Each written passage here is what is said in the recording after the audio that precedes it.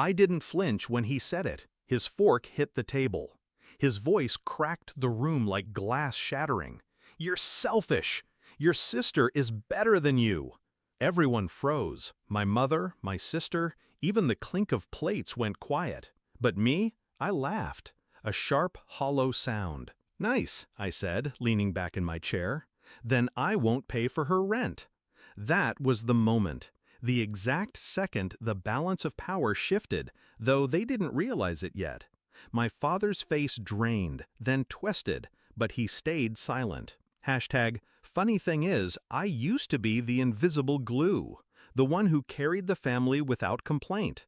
Tuition, rent, credit card bills, every time someone fell, I picked them up. My sister especially. She'd call me crying, promising she'd pay me back someday. Someday never came. I didn't mind at first. She was family, and family, I believed, was supposed to protect each other. That belief cracked slowly, not in one blow. A snide comment here, a cold shoulder there. Then, when my sister got caught lying about finishing her degree, my parents defended her, said she was under pressure. When I bought my first house, they called me arrogant for celebrating. The favoritism wasn't new.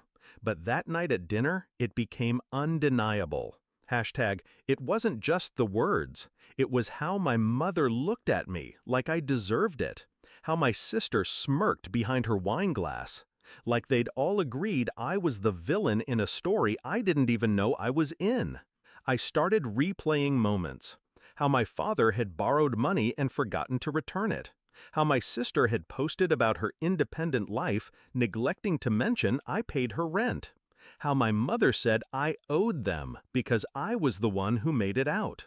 The betrayal wasn't sudden. It had been rotting for years. I had just been too loyal to smell it. That dinner changed everything. I didn't shout. I didn't argue. I just smiled. If they saw me as selfish, fine. I'd show them what selfish really looked like.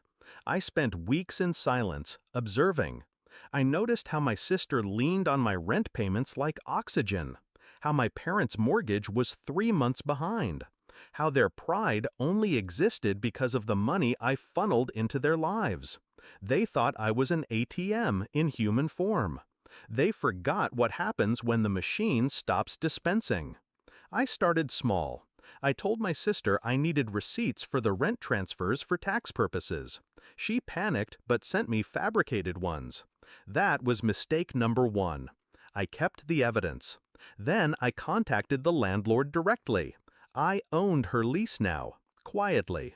She didn't even notice when her next rent payment didn't go through, because I intercepted the notice first.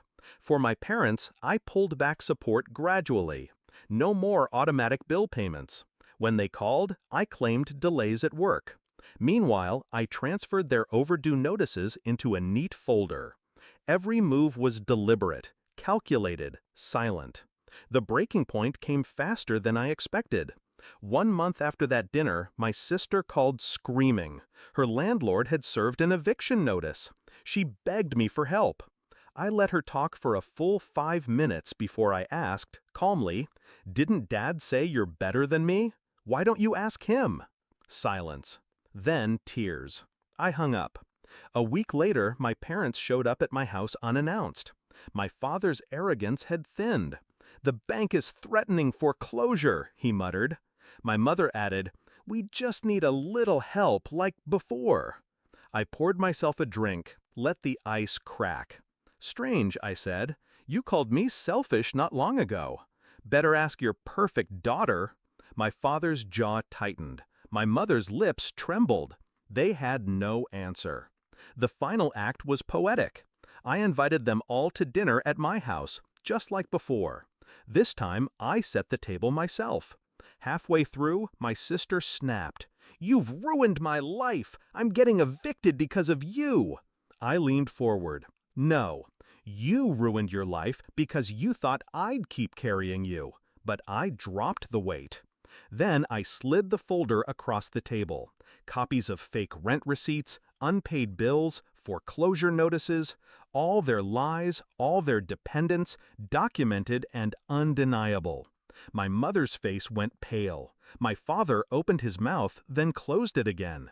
My sister stammered something about family loyalty. I smiled. Exactly. Loyalty. Pity you never showed me any. That night, I didn't shout. I didn't need to. The silence at the table was louder than any outburst could have been. By the next week, my sister was out of her apartment. My parents sold their car to keep the bank at bay.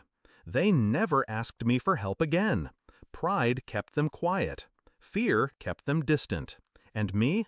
I slept better than I had in years. People call revenge poison. They're wrong. Revenge isn't poison, it's medicine. A bitter dose, yes, but sometimes it's the only cure for betrayal. My father was right about one thing that night. I am selfish. Finally.